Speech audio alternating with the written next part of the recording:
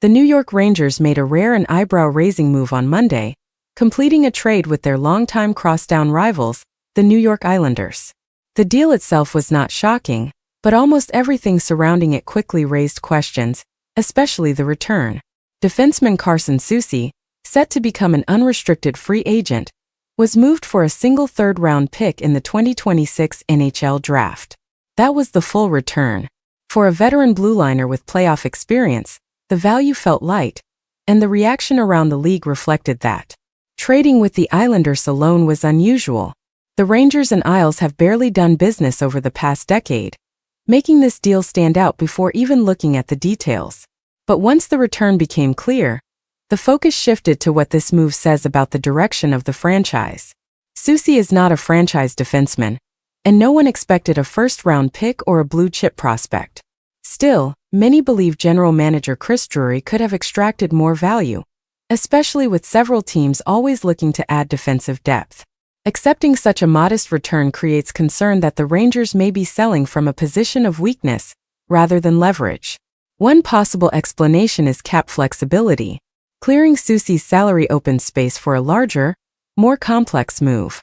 With persistent rumors surrounding Artemi Panarin, financial room could be critical if multiple contracts are involved.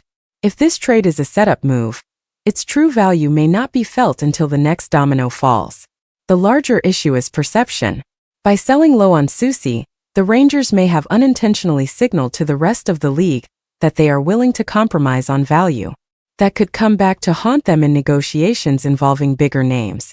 Rival general managers may now feel emboldened to push harder, knowing Drury already accepted a minimal return once. On the ice, the Rangers move forward without a steady veteran presence on the blue line. Even so, the defense has held together admirably, grinding out an overtime win against Boston at Madison Square Garden. The group looks serviceable for now, but depth could become an issue as the season wears on. This trade is almost certainly not the final move. With the roster freeze approaching, the Rangers appear poised for a flurry of activity. Once rosters reopen after the Olympic break, the league could see a wave of transactions, and the Rangers are expected to be right in the middle of it. While Panarin remains the headline name, other veterans could draw interest, and even younger players are not untouchable. The message is clear. Change is coming.